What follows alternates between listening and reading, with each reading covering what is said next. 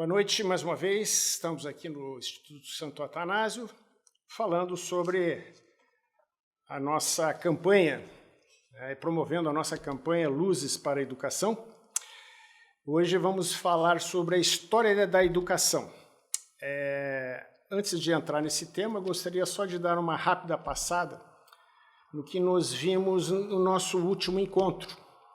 Se vocês se recordam, nós falamos sobre o fim da educação, nós falamos sobre o fim do ser humano e falamos sobre a diferença entre a educação e ensino. Então, para ficar assim um resumo bastante objetivo, nós vimos então que o fim da educação era levar o homem a seu fim último. Não tem outra finalidade para a educação. Para isso era preciso saber a antropologia do ser humano, porque conduzir o homem para o seu fim último, precisamos conhecê-lo. E educação, de uma maneira bastante também objetiva, diante de muitas definições, seria mudar o comportamento humano a fim de conduzi-lo a esse fim último, se é que ele está com um comportamento inadequado. Então, se ele não está com um comportamento inadequado, não precisa de educação, ele já está direto ou já está dirigido ao seu fim último. Tá? Vimos que educação é diferente de ensino, e hoje, se der tempo, nós vamos ver de onde que eu tirei essa afirmação. Vem lá dos Estados Unidos, da teoria educacional americana. Mas isso é uma realidade. Educação visa todo ser humano para esse fim último. E ensino apenas uma pequena parte na qual eu ensino alguma técnica, eu ensino alguma ferramenta, ensino alguma habilidade para esse ser humano. Isso, então, foi um grande resumo então, do nosso último encontro. O que nós vamos ver hoje? Nós vamos dividir em duas partes esse nosso encontro, porque a história da educação, obviamente, nós estamos falando algo em torno de mais ou menos 4.000 anos. Nós vamos ir lá dos gregos até a atualidade. É claro que nós vamos dar uma passada, mesmo assim nós vamos precisar de 2 dias para a gente conversar. Então vamos começar hoje direto, sem perder mais tempo, e vamos começar da onde a gente tem os primeiros sinais, que são os gregos. Esse livro aqui é um livro, e aqui eu tive o cuidado de trazer toda a minha pesquisa sobre esses temas, para que vocês identifiquem claramente, queiram estudar, se assim o desejarem, e saibam efetivamente de onde está saindo a informação. Isso é muito importante para quem estuda. Então, abrindo esse livro aqui, que chama-se Paideia, o sentido de paideia já é algo, em termos de grego, que remonta, vamos assim dizer, uma noção de educação e uma noção de cultura. Digamos assim, não é possível descrever em pequenas palavras a posição revolucionária que a Grécia tinha na história em relação à educação humana. Então, todo esse livro aqui, ele é bastante volumoso, ele trata desse assunto, como é que os gregos tratavam isso. E o objeto, então, do livro inteiro é a formação do homem grego, e isso eles chamam paideia. Então, a paideia é como se forma, ou se formava o ser humano, o grego. E ele representava, a educação representava um sentido de um esforço para todo ser humano, não era algo específico. E era a justificação última da existência da comunidade e da individualidade humana. Então, os gregos entendiam claramente, para que a comunidade crescesse, era necessário que os seus cidadãos tivessem uma formação adequada para aquela atividade que eles faziam, para aquela cultura, né? E, vejam, como nós já definimos o que era educação, né? Eles falam aqui, os gregos têm um sentido inato do que significa natureza. Então, não é possível nós falarmos em educação sem entendermos que existe uma natureza humana. É aquela história da antropologia. Eu preciso entender quem é o ser humano para poder, a partir daí, fazer um trabalho de educação, né? Então, pela primeira vez, eles elaboraram esse conceito e tinham, indubitavelmente, a sua origem, sua constituição espiritual. Então, eles já entendiam o ser humano como tendo algo espiritual dentro dele. E lembra que eu falei, no nosso primeiro encontro, eu falei que eles entendiam o ser humano como soma, corpo, e psique, que é a alma, né? Então, ou seja, o lado espiritual do corpo. Soma, psique. Então, esse lado espiritual, por não ser material, ele não se decompõe, na prática, não morre. Então, eles já tinham esse conceito, né?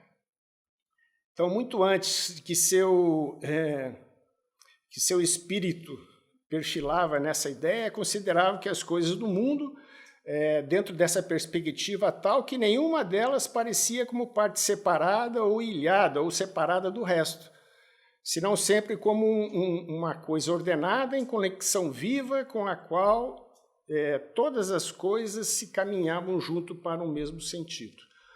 Tá? Por fim,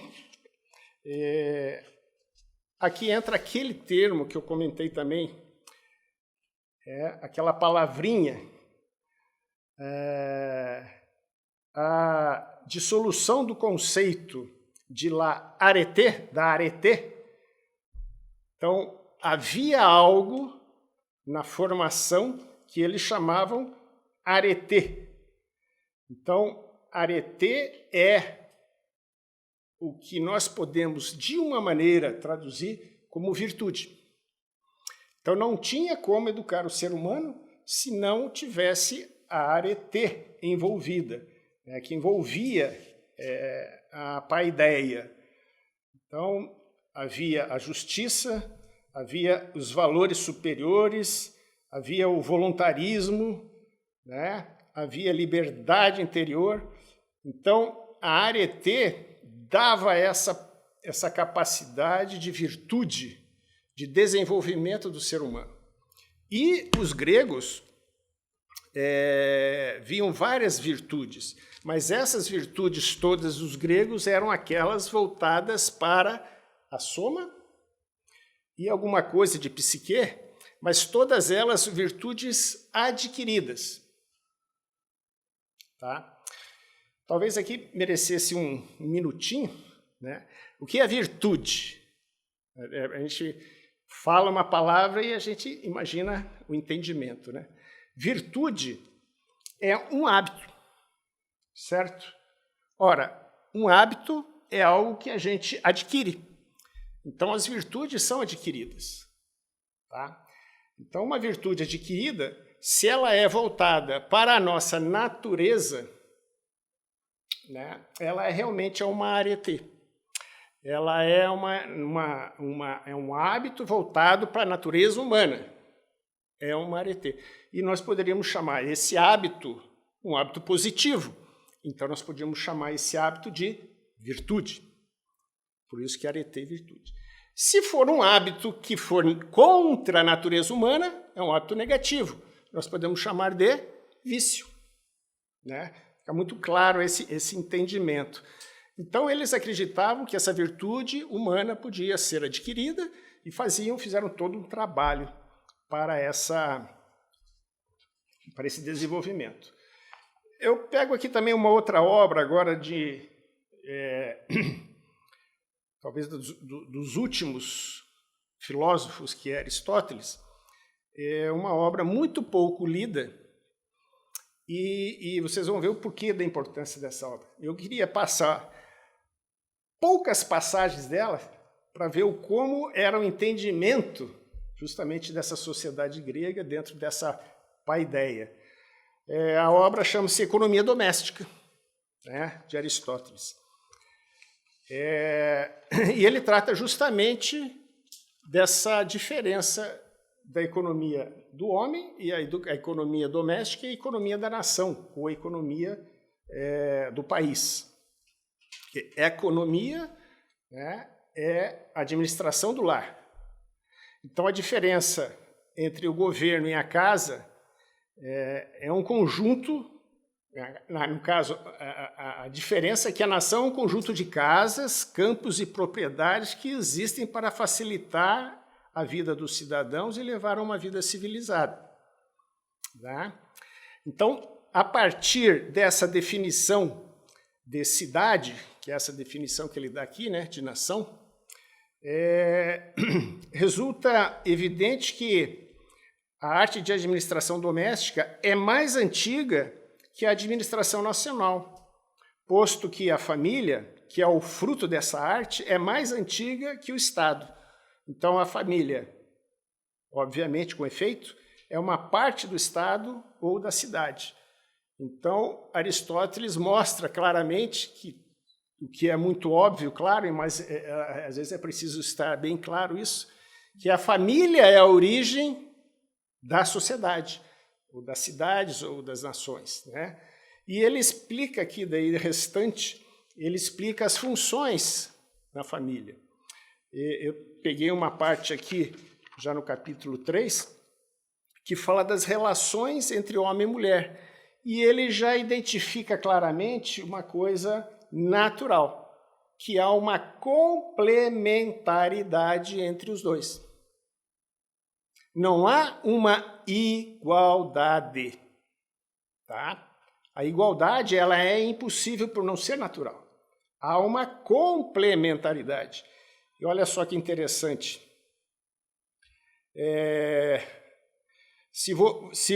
Permite ler aqui no espanhol, que às vezes fica mais fácil. Se volvemos nuestra atención a los componentes humanos de la familia, es la mujer la que tiene el primer título de preferência. Então, ele já identificava a coisa que eu também acho uma grande... Né? A mulher tem a preferência. Hoje em dia, essa tentativa de igualdade, na realidade, está rebaixando a mulher. Porque, na realidade, ela é muito mais... deveria ser muito mais reverenciada pela sua importância que tem na família do que o homem. Quando ela iguala, na realidade, ela rebaixa. Né? Então, é natural, porque, como hemos dicho, lo natural es lo primero y nada hay más natural que el vínculo y la unión de la hembra e el varón. Então, não existe nada mais natural que a união do homem e da mulher. Essa é a natureza. E como vimos ali na paideia, eles trabalhavam muito na natureza. Porque se você fugir da natureza, o que fica é a construção do homem, as coisas artificiais. E as coisas artificiais feitas pelo homem, corre-se muito risco, né?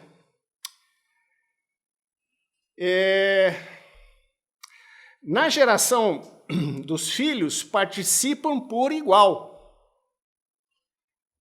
Pero cada uno de ellos contribui de maneira distinta à educação de los mismos. Es la madre la que los cría y nutre e el padre el que los forma e educa. Então, desde aquela época já se via realmente há uma complementaridade, não dá para separar. Se você separar, haverão aqueles que dirão, não, mas é possível. É possível. Haverá consequências. Haverá consequências se você separar. Tudo bem, então, com os gregos? Vamos dar o próximo passo. E eu vejo, porque esses passos são os passos da nossa formação, a formação ocidental. Né? Nós somos nós temos a civilização hebraica mais antiga, a civilização seguida pela civilização grega e depois a romana. Nós somos frutos dessa junção tripla, né? Saindo então dos gregos, vamos dar um pulo nos romanos, porque os romanos, eles tomaram conta do mundo, né? Os gregos inicialmente tomaram conta do mundo, depois foram vencidos pelos romanos. Aí eu gostaria de falar de um rapazinho, ele escreveu muita coisa, aqui são 12 volumes, são 12 livros em 4 volumes aqui, né? O nome dele é Marcus Flavius Quintilianus, né? Vamos chamar de Quintiliano já no português. Ele escreveu mais ou menos, julga-se isso aqui no ano 100. Então, o ano 100 depois de Cristo. Então, aqui nós vemos como é que estava a educação.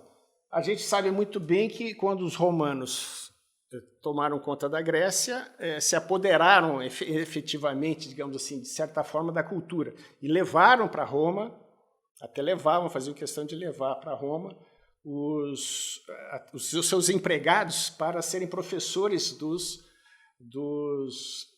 das crianças romanas. E o Quintiliano fala que, inclusive, quando vai se ensinar a criança, ele recomendava ensinar primeiro o grego e depois o próprio latim, que era a língua romana.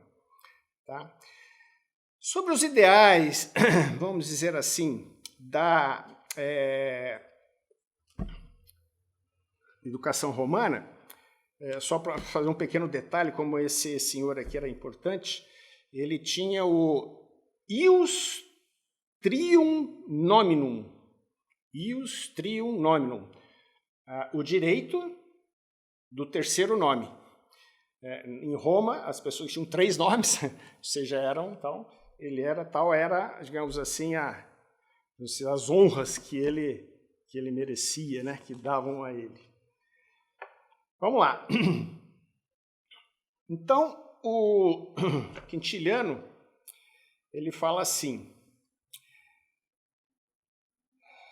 que isso daqui é uma verdadeira enciclopédia sobre retórica e educação. É dividido em 12 livros e o intento é traçar um caminho do futuro orador a partir da mais tenra idade e formá-lo de modo integral.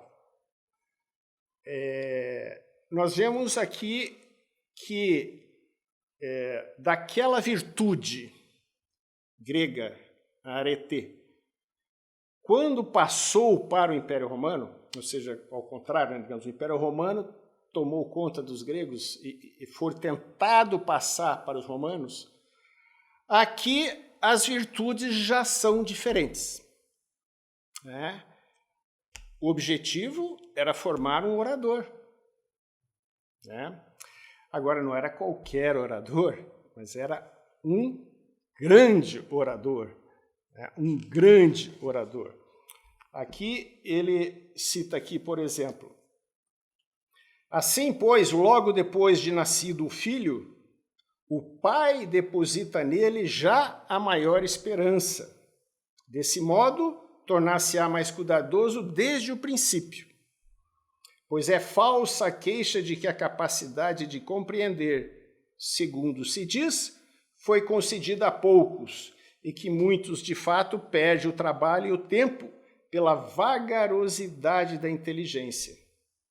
Ao contrário, de fato encontrará muitos ágeis no refletir e dispostos a aprender. O fato é que isso é natural ao homem, do mesmo modo que é voar ou é para as aves, correr para os cavalos, e as feras nascem para a selvageria.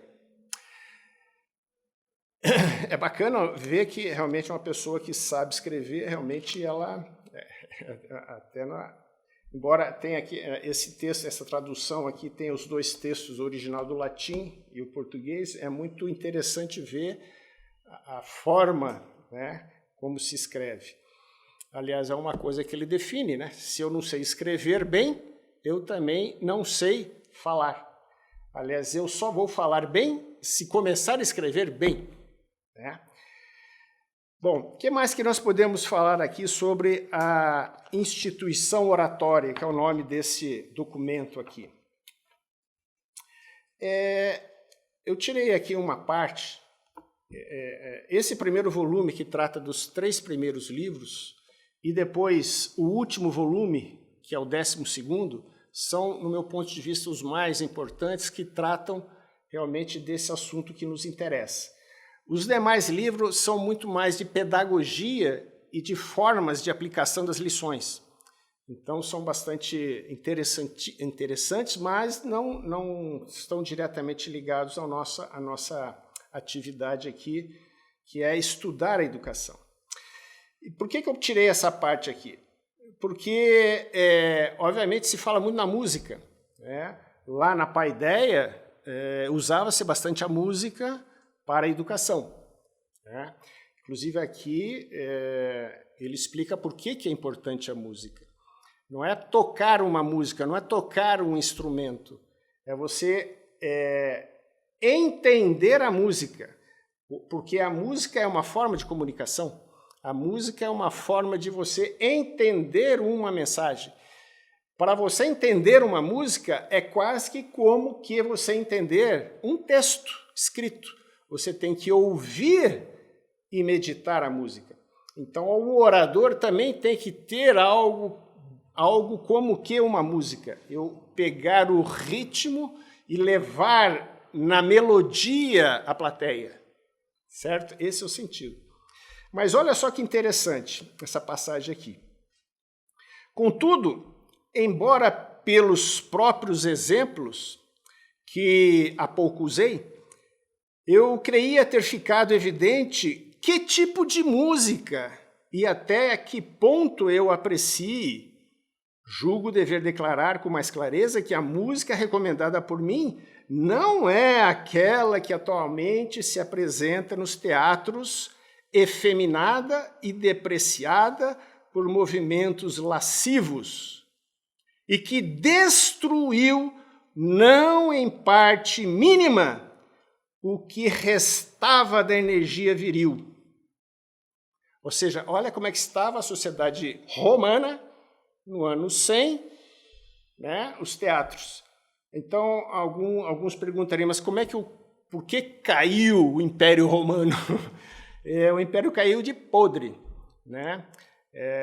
A moral estava sendo jogada fora. Né? Então, não é esse tipo de música que se empregava bem para a educação. Né? Qual tipo de música? Aquela pela qual eram celebrados os elogios dos heróis e com a qual os próprios heróis cantavam. Também não recomendo cítaras, saltério, nem alaúdes, recusáveis também para as moças honestas, mas aconselho o conhecimento racional, que tem muito valor para acionar e para acalmar as emoções. Então, você veja, a gente tira aqui um pouco da própria história, né, do que eles estavam vivendo naquela época, quer dizer, uma educação que já estava sendo corrompida, a força viril do Império Romano estava caindo. Isso acontece muito, as pessoas começam a ficar, digamos assim, num nível muito confortável, eles começam a relaxar. Né? E aí é só teatro, é só musiquinha aqui, né? E a educação estava indo embora. E aqui a gente vê o grande foco. Santo Agostinho saiu da África para vir para a Itália, para Roma, para aprender isso aqui. Porque ele queria ser um orador, ele queria ser um retor. Né? Na realidade, isso aqui trata um grande tratado de retórica. Então, o retor era muito bem visto. Mas ele chamava atenção aqui. Encobrimos as justificativas das dificuldades com a indolência, pois para nós não é a paixão ao trabalho, nem porque a própria oratória seja honesta e considerada a mais bela das artes, mas a ela somos amarrados pelo uso desonesto e pelo lucro sórdido. Então, muita gente corria atrás e até contratava ele e outros professores para aprender retórica para ganhar dinheiro. Tá? Que muitos se manifestem no foro sem esses conhecimentos e se enriqueçam. Ou seja, o foro é onde ocorriam os julgamentos. E, obviamente, os retores eram pagos muito bem porque eram contratados para defender, diante do júri, os seus clientes. Quanto melhor o retor, tinha uma grande chance de ser absolvido, né? E daí eles falam assim, muitos se manifestam sem esse conhecimento se enriquecem, ao passo que algum mercador no comércio vergonhoso se torna mais rico. E um arauto público consegue mais com sua voz. Não apreciaria sequer que um leitor me viesse a calcular o que os estudos lhes restituirão. Logo, na nossa próxima encontro, nós vamos falar sobre o tempo atual. Eu vou falar algo sobre isso aqui. Porque no tempo atual, a educação está economizada. Há uma economização, inclusive chamando de capital o ser humano. Chama-se capital humano. E transformando isso em dinheiro.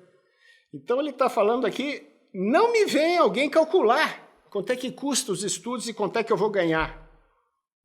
Em verdade, quem tiver formado uma imagem precisa da eloquência com mente de algum modo divina, e quem puder ante os olhos, como diz o poeta trágico, não tão desconhecido, aquela palavra rainha de tudo buscará aquele resultado perene e independente da sorte, não dos proventos das causas judiciais, mas do seu espírito, da meditação e do conhecimento.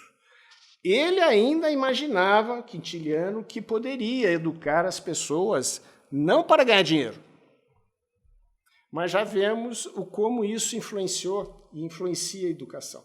Então, não é mais a virtude dos gregos. Agora, era o quê? Uma virtudezinha, sei lá, se a gente pudesse chamar de virtude, né?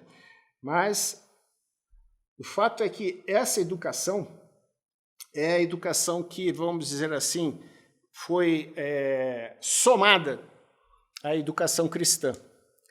E agora nós podemos, então, vemos os gregos e vemos os romanos, nós podemos dar um pulo já por aí, anos 100, no cristianismo. O cristianismo. E por que é importante? Porque Jesus mandou que todos fossem evangelizados, né? E para evangelizar você precisa educar. Para você educar, você precisa, então, aprender a educar. Então, a igreja realmente entrou de cabeça nisso. Como é que a gente educa? E eu queria abrir aqui uma passagem, certo? Que é o primeiro documento católico, a primeira carta de São Paulo aos Tessalonicenses, então o primeiro documento católico que a igreja tem, ou seja, o primeiro documento do Novo Testamento, embora ele não esteja na ordem, né, aqui na Bíblia, no cânon da Bíblia, mas ele é o primeiro documento, indiscutivelmente. No finalzinho, capítulo 5, versículo 23, ele fala assim, São Paulo diz, o Deus da paz vos conceda santidade perfeita, e que o vosso ser inteiro,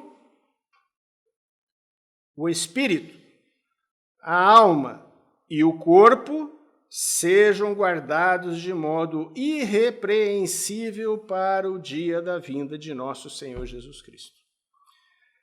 Oras, lá nos gregos era corpo e alma, soma psique. Aqui, se nós formos para usar o termo grego, é soma psique e pneuma. Então foi acrescentado, vamos dizer assim, nesse corpo humano ou nessa antropologia dos cristãos, um terceiro elemento, Então, ao pegarmos aí esse ser humano composto de três vertentes, obviamente, então a educação tem que ser voltada para as três vertentes, né? Os gregos educavam a soma, o corpo, usando virtudes que ele podia aprender. E isso refletia na psique, refletia na alma. A alma também podia treinar e aprender virtudes, aprender hábitos. E o espírito? Aí entra um problema novo. Como é que eu vou educar o espírito? Se o espírito não faz parte do ser humano, então o espírito é algo que vem e se anexa ao ser humano, especificamente na alma, porque o espírito é de matéria espiritual, como a alma também é de matéria espiritual. Então o espírito não vem na soma, não vem no corpo, ele vem na alma. E aí São Tomás, de maneira muito assim sensacional, mostra que, neste caso, precisa-se de outro tipo de virtude, que não é a virtude aprendida, é uma virtude infusa. Então, para adquirir essa virtude infusa, não basta um hábito tão somente. Precisa um contato direto com o produtor da virtude, que é o próprio Deus. E que, na doutrina cristã, né, nem sabemos muito bem, Deus, nas suas três pessoas, o Verbo se fez carne e habitou entre nós. Para quê? Para nos fornecer o Espírito. Então, todas as virtudes infusas vêm por meio do Cristo, da humanidade de Jesus Cristo. Então, toda a educação cristã se desenvolveu nesse sentido, para que nós tivéssemos uma situação de desenvolvimento natural, que nós poderemos chegar, digamos, igual aos gregos. Onde é que os gregos chegaram? Eles levaram a soma e a psique, o corpo e a alma, a seu nível máximo. Então, que era algo que nós podemos chamar assim, de uma contemplação natural. Eles conseguiam chegar perto das verdades, descobrir verdades e contemplar as verdades. Agora nós tínhamos que fazer a mesma coisa utilizando o Espírito. Então, a contemplação no cristianismo não era aquela contemplação natural, era uma contemplação infusa, que vem por meio da humanidade de Jesus Cristo, agindo nas pessoas que têm o Espírito. Se a pessoa não tem o Espírito, não há como a virtude agir, né? Então, dentro dos sacramentos, a pessoa, quando é batizada, ela recebe o Espírito. Então, a partir daí, a própria Bíblia está farta disso, dizer, nós somos um homem novo, nós nascemos novamente. Então, nós recebemos um anexo espiritual dentro de nós, como se fosse uma pequena semente. Aí nós temos que pegar essa semente e fazer com que ela germine. Como? Aí que vem toda a estrutura de educação cristã, né? E eu queria pegar, dentro dessa estrutura cristã, quase perto do máximo, porque essa estrutura cristã começou com o Cristo e foi mais ou menos até o ano 1300. Tá? No ano 1000, nós temos um documento espetacular, escrito por Hugo de São Vítor. O convento de São Vítor ficava lá na França e ele era, sem sombra de dúvida, um dos melhores locais em termos de teologia na época. E, obviamente, então, o topo da educação cristã estava provavelmente por lá. Então, ele escreveu um opúsculo, um documento pequeno chamado Opúsculo sobre o modo de aprender e de meditar. Então, o Hugo de São Vítor sintetizou aqui a educação cristã. Ele começa aqui, só para também, né, dentro desse contexto de mostrar aqui os textos, ele começa dizendo assim: a humildade é o princípio do aprendizado, e sobre ela muita coisa tendo sido escrita. As 3 seguintes, de modo principal, diz respeito ao estudante. Então, como é que o estudante que deseja aprender, ele tem que agir? Ele dá 3 orientações iniciais. A primeira é que não tenha como vil nenhuma ciência e nenhuma escritura. Então, leia tudo, conheça tudo. A segunda é que não se envergonhe de aprender de ninguém. Terceira é que quando tiver alcançado a ciência, não despreze os demais. E aí começa, ele cita aqui aquela Tessalonicenses, 1 Tessalonicenses 5, omnia legentes quae bona sunt tenentes. Veja tudo e fique com o que é bom. Veja tudo e fique com o que é bom. E a base é a humildade. O que o de São Vítor mostra? Que a educação cristã, ela pega, vamos dizer assim, a forma como os gregos usavam, Por exemplo, a forma de apreensão que Aristóteles diz que o ser humano, digamos assim, entendia, era o seguinte: havia uma simples apreensão. Então, quando o ser humano chega e vê alguma coisa, é uma simples apreensão. A partir dessa simples apreensão, ou seja, os sentidos captam uma informação usando um dos 5 sentidos externos e vai para, vamos dizer assim, para dentro. Dentro nós temos 4 sentidos internos. E esses 4 sentidos internos, mais os 5, ou seja, os 9 sentidos, trabalham essa informação. Mas essa informação ainda é uma simples apreensão. Aí eu preciso fazer uma reflexão sobre aquilo que eu captei. E a partir dessa reflexão, eu faço um julgamento. Então, para Aristóteles, enquanto eu não chegar no julgamento, eu não cheguei a uma verdade ou a uma mentira, porque o julgamento vai julgar se aquilo é plausível ou não, aquela informação é ou não é. Na reflexão, nessa reflexão, nesse raciocínio, existem 2 maneiras de se raciocinar. A maneira dedutiva e a maneira indutiva. Sendo que a maneira dedutiva é aquela que efetivamente me conduzirá para uma verdade. Não tem como. É aquele chamado silogismo categórico.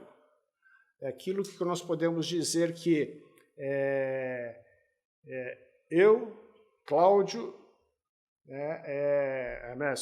todo ser humano morre.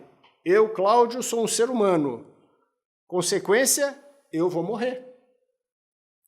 Isso é a suma verdade. Não tem como não ser. Então, essa é uma reflexão dedutiva. O todo é maior que as partes. O todo é maior que as partes, não tem como ser diferente. Ou seja, isso.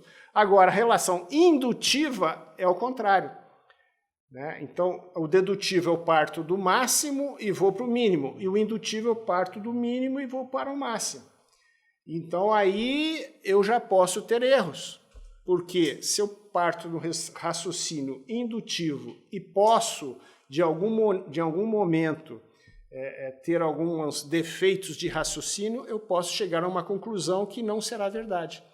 Tanto é que as decisões ou conclusões indutivas normalmente são expressas como probabilidades. E as deduções dedutivas, não, essas são certeza. Tá?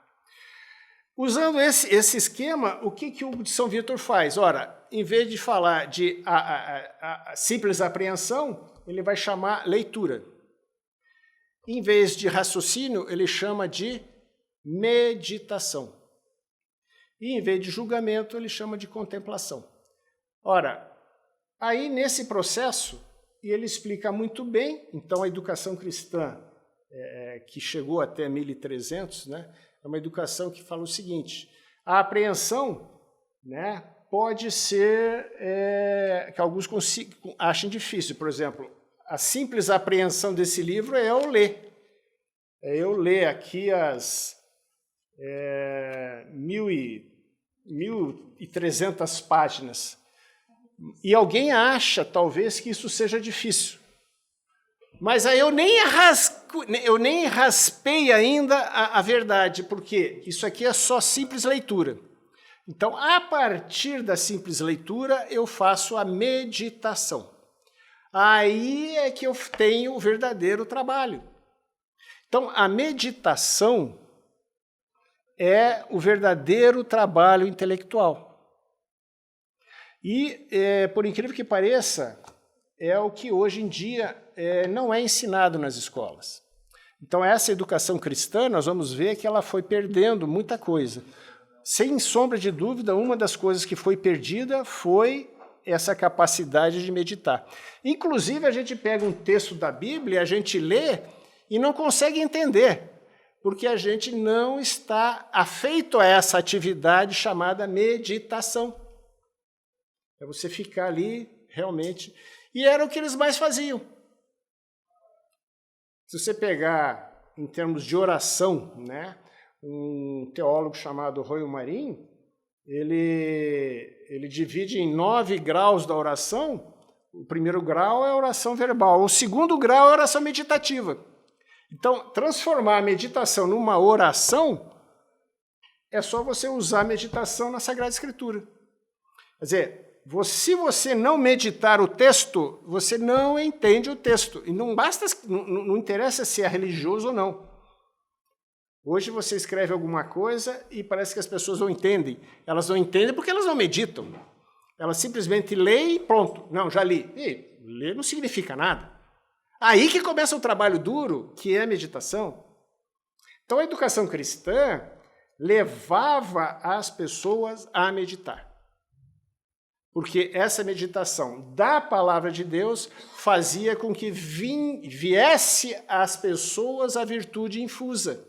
E quanto mais virtude infusa, mais eu meditava. Quanto mais eu meditava, mais vinha virtude infusa, e o final da meditação era a contemplação, que também era infusa. E era justamente o contato com o Criador. Então a alma, usando o Espírito, entra em contato com Deus, usando a porta, que é Jesus Cristo. A humanidade de Cristo é a porta de entrada para o reino de Deus. Tá? Para isso que Jesus veio aqui. Tudo bem até aqui? Vamos lá, então. Estamos chegando já nessa, vamos dizer assim, nessa fase mediana. Vamos dizer assim, isso aqui no ano 1100, quando Hugo de São Vítor escreveu isso tudo, ele ensinava, então, na realidade, um grande ensinamento de como rezar. E em 1200, 1300, por aí, a própria igreja criou um negócio chamado universidade. Não era necessariamente ruim isso, absurdamente não era. Mas o fato é que, na criação das universidades, houve uma separação que foi terrível para a educação cristã. Se separou esse ensino espiritual do outro ensino, que poderíamos chamar de um ensino mais científico. Então, as universidades tiraram a espiritualidade da educação. Não, isso aqui é coisa dos conventos. E ficaram, então, em vez de ter, então, a partir desse momento, educar corpo, alma e espírito, não, vamos educar só corpo e alma. Vamos voltar aos gregos. Estava bom os gregos, né? Vamos voltar aos gregos. Então, o que os gregos, digamos, e principalmente os romanos, né? A última palavra. Ora, se você tivesse um bom desempenho verbal, ou seja, um bom desempenho oral e uma boa educação, estava bom. Ou seja, havia uma virtude social, você se comporta bem, fala bem, tá bom, para que mais? Né? E aí a educação começou a decair. Como reflexo disso, tiveram vários reflexos, né? Mas um grande reflexo foi a Reforma Protestante. A Reforma Protestante ela começou nas universidades. Por quê? Você tirou a parte espiritual, ficou só aquela. Para fazer face, olha só que interessante que aconteceu agora, isso é muito interessante e importante que a gente tenha em mente, porque às vezes a gente não é fácil concluir isso daqui.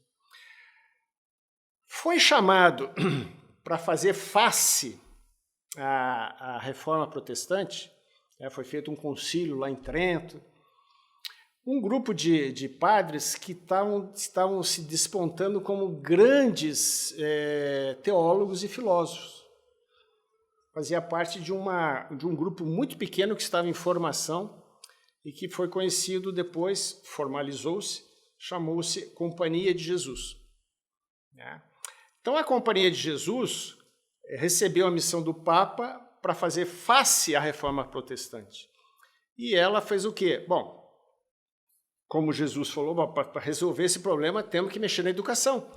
Então vamos melhorar a educação que estava decaindo. Veja, é 1.300, aqui já estamos em 1.500. Mais ou menos 1.520 por aí, que foi a Reforma Protestante, 1.517 por aí. Então, ou seja, a coisa já estava com 200 anos já, ou 200 a 250 anos já de decadência. Vamos melhorar esse... Vamos. O que tem escrito aí? Sabe onde é que eles foram? Na instituição oratória de Quintiliano. E também de Cícero. Era o que eles tinham. Então, a base da recuperação escolar, vamos dizer assim, da educação cristã, daquela época foi em cima dos romanos. E aí, eles demoraram mais ou menos quase 50 anos para escrever o seu método, o Ratio Studiorum, ou seja, o método de ensino dos jesuítas, que é nada mais nada menos transformar esse método aqui para o cristianismo. O que eu quero dizer aí? E isso é a grande conclusão. Que veja, havia um cristianismo, uma educação de 1.300 anos, mas não tinha muita coisa escrita. Ela decaiu. E quando foi resgatar, foi aonde? Foi nos romanos. Então, o que eu quero dizer? Que isso daqui, nós podemos ver, com o método jesuíta, é espetacular. Só que já é um método decaído. Então, porque é justamente do método jesuítico, né, o método pedagógico dos jesuítas, é que se origina o que nós chamamos vulgarmente hoje, né, de escola clássica, aquela verdadeira escola humanista, que eles conseguiram ainda, né, tirar bastante coisa aqui do Quintiliano e dos romanos, mas era o que tinha escrito. Eles não tinham a prática pedagógica, então eles construíram uma prática pedagógica, eles construíram, né? Então nós vemos aqui, na introdução do Ratio Studiorum, né? Em 1750, pouco antes da sua supressão, porque é o seguinte, em 1773, os próprios jesuítas foram extintos. Né? O Papa Clemente XIV declarou que a ordem de Santo Inácio de Loyola fosse extinta. Olha o que eles tinham em 1700, então de 1520, quando eles começaram, até 1770, 1750 que seja, isso lá se vão 200 anos, eles tinham 578 colégios, 150 seminários e 728 casas de ensino. Quer dizer, olha a estrutura, isso para 1007, olha que estrutura educacional esse pessoal sabia. E esse pessoal foram colocado no escuro, ou seja, foram supressos, foram suprimidos. Né? Essa imensa atividade pedagógica, com sua incoercível influência e espontânea irradiação sobre outros colégios e outros sistemas educativos, que se iam formando e desenvolvendo ao seu lado, não pode deixar de oferecer ao historiador da educação ocidental um interesse de primeira importância. Não tem quem vai estudar educação que não estude isso daqui, porque essa obra foi espetacular. Né? Eu recomendo que estude as obras da Companhia de Jesus e todos, o seu fundador, Santo Inácio, São Francisco Xavier, né? Que é uma obra espetacular. Ampla e tal a amplitude no tempo e no espaço lhe assegura uma grandeza majestosa, talvez singular na história da pedagogia. Né?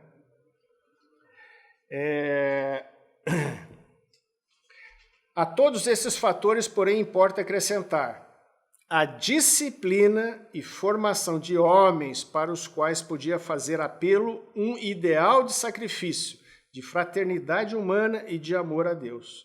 Só assim se poderá compreender com facilidade por que o sistema dos jesuítas fez dos jesuítas os mestres escolas da Europa durante mais de um século e meio. Então, é algo fenomenal a história dos jesuítas nessa educação. Deixa eu passar algumas coisas aqui do Rácio.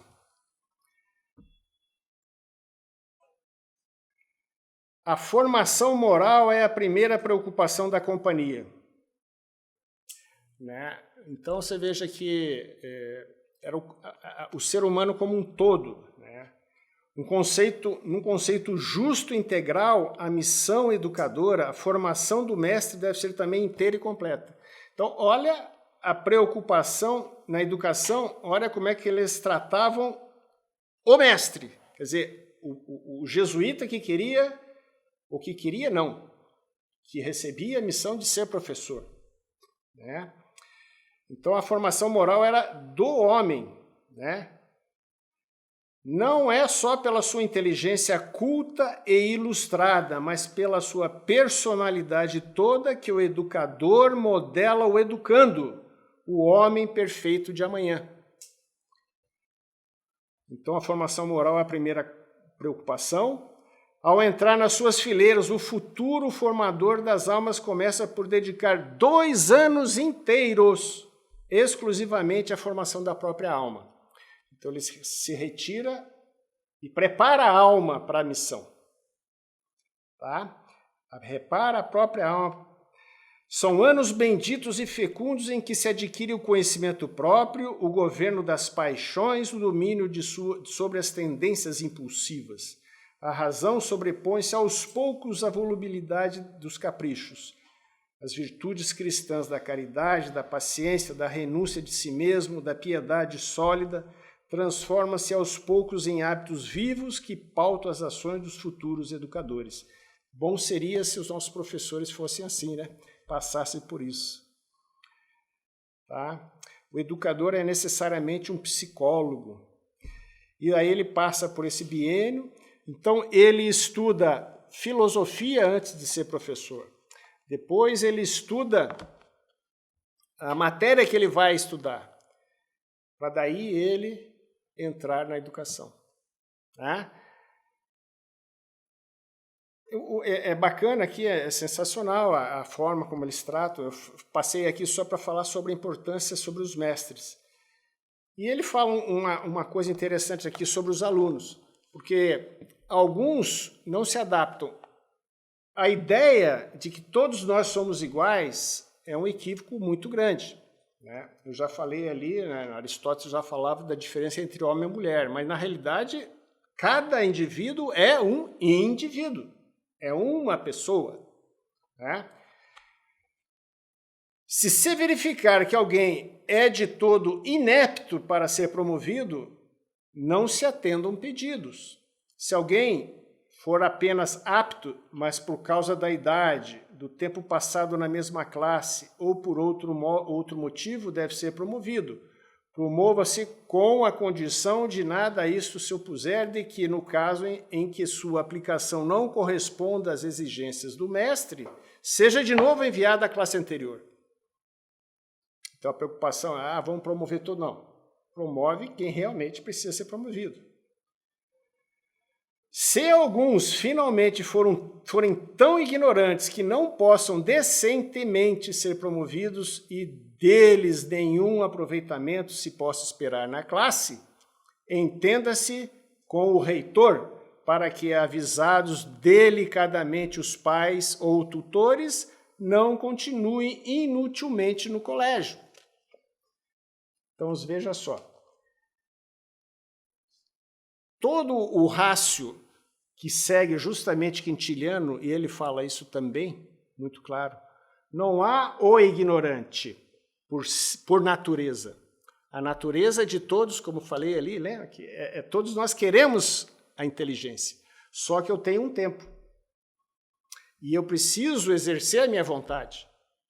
Então, ou seja, todas as pessoas podem aprender a mesma coisa no seu tempo. Então, um professor dá aula para 30 alunos, os 30 alunos não vão captar 100% do que ele fala. Inclusive, há uma curva, né? Nós vamos ver aqui alguns técnicos de educação que mostram essas curvas, ou seja, 10% provavelmente capta 100%, uns 80% vai ser algo mediano e uns 10% não capta quase nada. Então, esses que não captam quase nada, convida-se realmente a sair. Dá a chance, escuta, não vai ser promovido. Não vai ser promovido. Chega um momento que você está perdendo tempo. Então, é muito interessante e antes de, digamos aqui, fechar essa parte, é bom deixar claro, então, que os jesuítas criaram, vamos dizer assim, essa ideia de formação do homem integral, vindo lá dos gregos e também, principalmente, dos romanos, e de forma que essa escola que eles formaram, que depois ficou conhecida como escola clássica, é uma escola que realmente ensina a falar bem, tem um certo nível de cultura geral, tem alguma virtude, né? Alguma virtude e, obviamente, uma boa educação. Então, o aluno da escola clássica ele tem bons modos, ele tem noção de honestidade, de responsabilidade, ou seja, as virtudes não chega a ser uma arete, né? A quantidade de virtudes dos gregos, né? Para você ter ideia, os filósofos entravam na escola e tinham que testar a própria coragem. Então, se não passasse por alguma guerra, não era acolhido na escola dos filósofos. Então, ou seja, até a própria coragem física de enfrentar a morte era olhado pelos gregos como uma força muito grande e que é, efetivamente, algo muito forte. Sócrates mesmo lutou, né, numa daquelas guerras que tinha guerras bastante, né, naquele momento. Então, nesse momento nós paramos algo em torno de 1648 no Tratado de Westfália. Por que é importante essa parada aqui? Porque justamente a Reforma Protestante e mais esse bloqueio católico criou uma guerra que não é chamada assim pela história, mas nós poderíamos chamar de Primeira Guerra Mundial, porque que é a chamada Guerra dos 30 anos, que era uma guerra que envolveu praticamente todos os estados europeus. Foi uma guerra global para a época, né? E o Tratado de Westfália deu fim à guerra. E a partir daí nós vamos discutir isso no nosso próximo encontro e o que essas modificações influenciaram a educação, e desse tratado veio muita coisa que reflete até hoje, certamente refletiu até hoje. Tá? Então eu encerraria aqui e ficaríamos aptos aí para alguma pergunta se vocês tiverem. Tá? E eu agradeço a atenção de todos e espero na próxima vocês aqui de volta.